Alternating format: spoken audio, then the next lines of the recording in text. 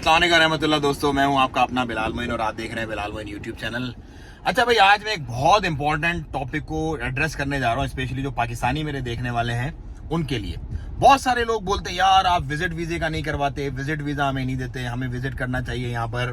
तो मैं आज आपको पाकिस्तानियों के विजिट वीजा की ओमान की हकीकत बताता हूँ कि क्या वजह है, क्यों नहीं करते ये।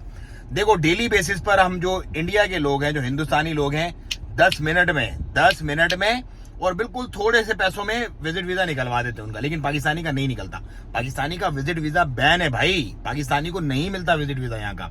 जो मिलता है वो फैमिली ज्वाइनिंग वीजा मिलता है, 3 महीने वाला, अपनी पर्सनल गारंटी देके मिन्नते तरले करके निकलवाना पड़ता है और वो भी बहुत महंगा मिलता है। या फिर कुछ लोग एक्सप्रेस वीजा निकलवा देते हैं 21 दिन का, वो मिल जाता है, लेकिन वो बहुत रेयर है, बहुत रेयर, अदरवाइज नहीं मिलता।